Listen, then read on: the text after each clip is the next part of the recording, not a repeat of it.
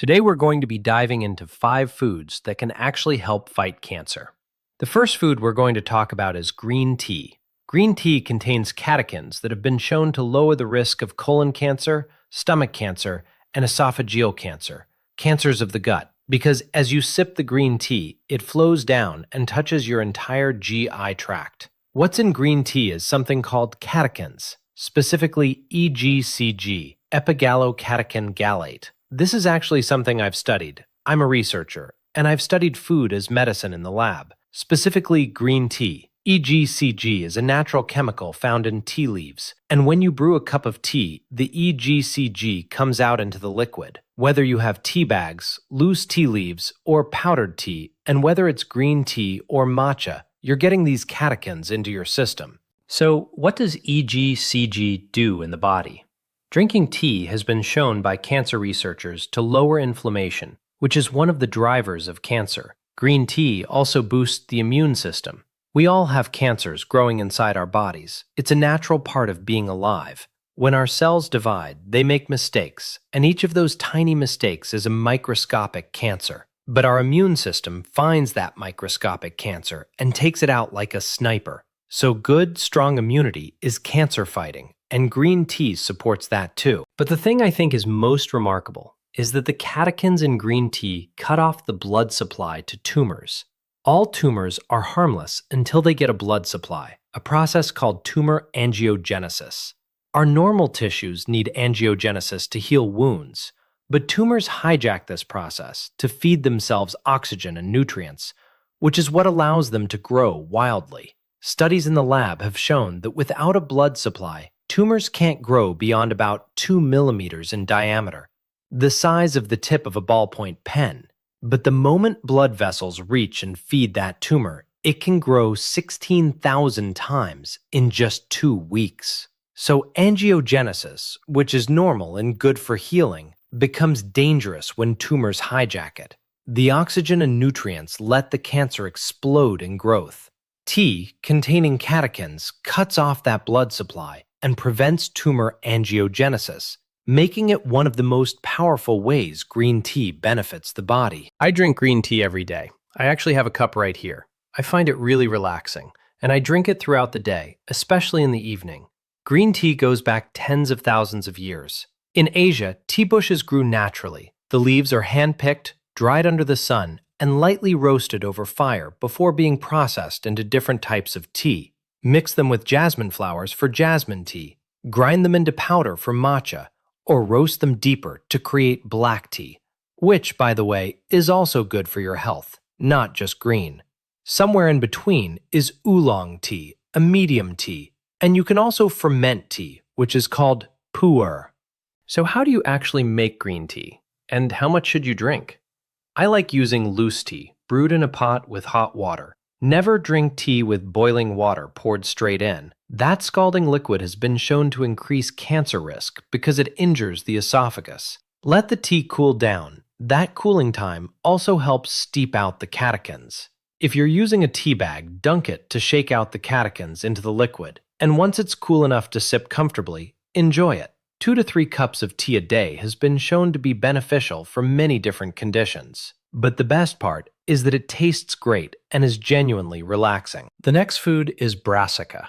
Brassica is a class of vegetables that includes broccoli, cauliflower, and bok choy, green vegetables you can sauté, common in Mediterranean and Asian cuisines. These vegetables contain sulforaphanes, another natural chemical. Sulforaphanes boost the immune system, helping knock out microscopic cancers, and they lower inflammation, which is like gasoline on a fire making cancer grow hotter and faster. Calming inflammation puts out that fire. Sulforaphanes are also anti-angiogenic, starving cancer by cutting off its blood supply, something that's been shown specifically with broccoli. Here's a pro tip. The grown-up broccoli isn't just the treetops, which is what we always ate as kids when our moms told us to eat them. The treetops do have sulforaphane, but the stalk, the long stem, since broccoli is really like a tall tree with treetops on it, actually has twice as much of the good stuff. So when cooking broccoli, cook the florets, but also save the stem. Slice it on a diagonal and sauté it. It's absolutely delicious and common in a lot of Asian dishes. If you don't want to saute it, you can put it into a food processor and make broccoli soup. Add a little oregano. Broccoli oregano soup is absolutely delicious, and I included that recipe in my book, Eat to Beat Disease, if you're interested. The next food is papaya. Most people don't think of papaya as a cancer-fighting food, but it's an oblong, football-sized tropical fruit. When you cut it open ripe, it's bright orange inside with little black seeds. Scoop out the seeds, and the flesh is absolutely delicious. Eat it with a spoon, slice it onto a plate for breakfast, or have it as dessert after dinner. Papaya has been shown to lower the risk of lung cancer. That's because the red-orange color in papaya contains carotenoids, including beta-cryptoxanthin and beta-carotene, which are anti-inflammatory and anti-angiogenic as well. I love having papaya for breakfast. It's a great way to get some fruit, and it's not very sweet, which is an advantage if you're watching your sugar intake. And speaking of sugar, fruit sugar is perfectly fine for most people in reasonable amounts, and whole fruit is always easier on your metabolism than juice because it has less sugar. So I always recommend whole papaya over papaya juice. Most grocery stores carry papaya. You don't have to travel to the tropics, though it's wonderful if you do. Frozen papaya chunks are also great, since freezing traps all those bioactives. Next are purple potatoes. If you haven't seen one, it's a beautiful potato. Regular potatoes look kind of brown and dirty, but a purple potato is noticeably purplish on the outside, and when you cut it open, it reveals a gorgeous purple color inside. That purple comes from a natural dye called anthocyanin, a bioactive that lowers inflammation and is anti-angiogenic, cutting off the blood supply that feeds tumors. One additional thing I find absolutely brilliant about purple potatoes, based on recent research, is that they've been shown to kill cancer stem cells. Cancers are an abnormal mass of cells, but when they keep coming back, it's because they have their own stem cells that allow them to regenerate. When a cancer patient has a tumor removed by surgery or treated with chemo or radiation and seems cancer-free for years, sometimes it comes back. And that's because the cancer's stem cells figure out how to resurrect it. Purple potatoes have been shown to kill colon cancer stem cells, which is an amazing finding from a beautiful food. You can cook purple potatoes steamed, sautéed, or baked, however you like. You can make purple potato soup, and I have a recipe for purple potato gnocchi in my first book. For an extra gut health boost, after cooking, put them in the fridge. This turns some of the starch into resistant starch, which is easier to digest and helps nurture a healthier gut microbiome. The last food is pomegranate. Like purple potatoes, it's another reddish-purple food, a tropical fruit, though available in most grocery stores. Pomegranates look like a big apple with thick skin and a small crown at the top. They're heavy because they're packed with seeds, each surrounded by a bit of juice.